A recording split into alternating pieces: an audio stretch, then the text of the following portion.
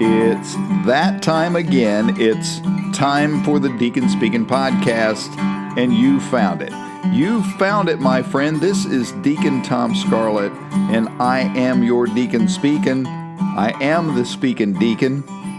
Today, I want to look at some of the imagery painted into Scripture. With Jesus especially teaching through parables, there is much imagery to be found.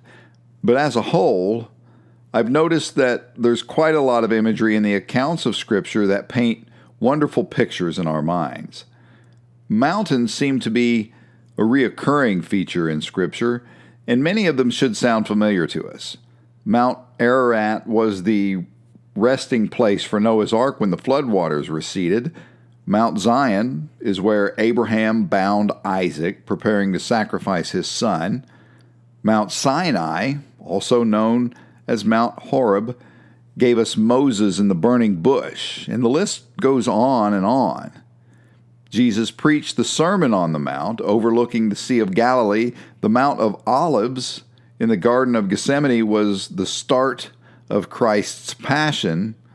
And in Luke's account of the Transfiguration, he has Jesus taking Peter, John, and James up the mountain to pray, where Moses and Elijah are encountered. And moreover, the voice of God is heard proclaiming, "This is my Son, listen to him," all from mounts or mountains. Throughout all our biblical history, man has climbed heights to experience great and mighty things, all in the name of the Lord. Why does this matter to Scripture at all? Well, it is common belief that mountains have much significance as places where people can connect with God. A high place depicting a closeness to God, not to mention the challenge to ascend to that high place. Great things seem to happen on the mount, but I tend to only focus on the end result, the blessing or the event at the top. What I tend to lose track of is the effort it takes to ascend to a height. When folks say things like, "It's an uphill battle," it is to suggest that the battle itself is more difficult due to the greater challenge of the hill. Now, I've also heard it said that the best view comes after the hardest climb. We don't hear about the climb in Matthew 17 when it says Jesus went up to mountain to pray. When Moses went up to receive the 10 Commandments, there is not much said about the effort it must have taken him to get there. But there is always an effort to get up the hill to a lofty destination. Such is life, and such is the great challenge to move towards something better, to a better view, to a better perspective, to a better life. And sometimes we are influenced by the effort required to climb, and sometimes we're intimidated. When I was a kid, I grew up in the hills and hollers of Jackson County and my parents' property at the edge of a rolling woods. And where their property ended began the wooded grounds of a state forestry, so there were acres upon acres of highs and lows to explore. For younger me, the uphill was a breeze and was often achieved without challenge. But I don't visit those hills and hollers like I did as a kid, because the effort it takes to walk up out of a holler is now more work than play. But I remember the view from the highest point. There was a beech tree at the top that had to be 100 years old, and it had a hefty limb jutting out parallel to the ground a good ways up the trunk, and my 12-year-old self would climb that tree and sit on that limb where it seemed I could see the whole world. It was hard to get there, but the best view comes from the hardest climb.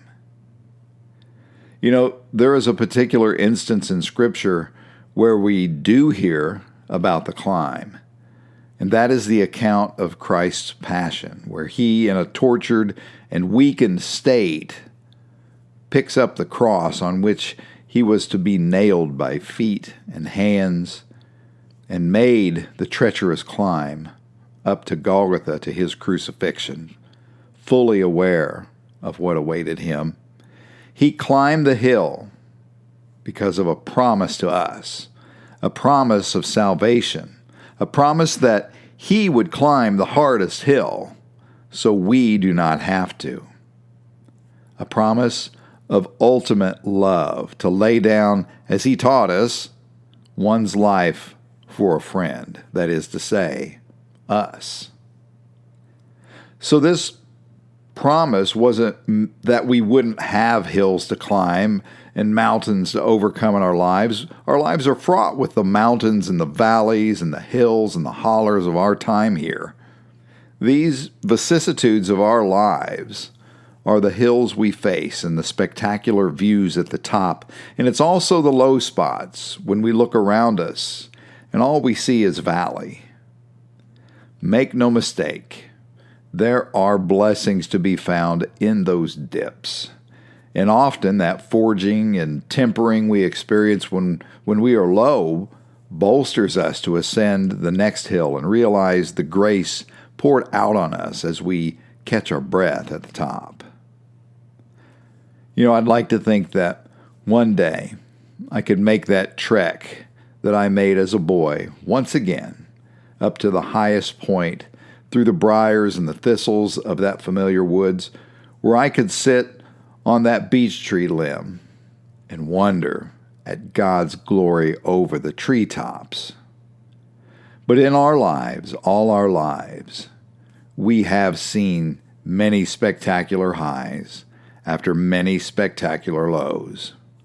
And we've all seen beauty that we thought could not be beat, only to find the next hilltop and greater beauty. God gives us so much from the hilltop, and it really doesn't matter how old we get. We never stop climbing, even though the climb might look and feel differently than it might have on younger legs.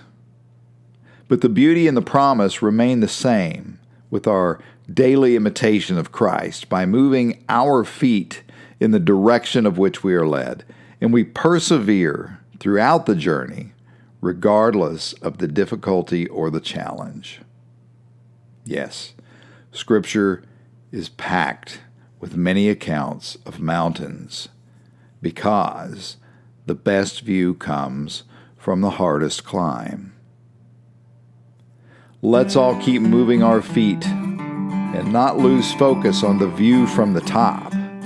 God's plan is always perfect, and He makes the journey with us always and often. I am Deacon Tom Scarlett, and this has been the Deacon Speaking Podcast. I am your Deacon Speaking. I am the Speaking Deacon. Be good to yourself and be good to each other. I'll see you all again next week.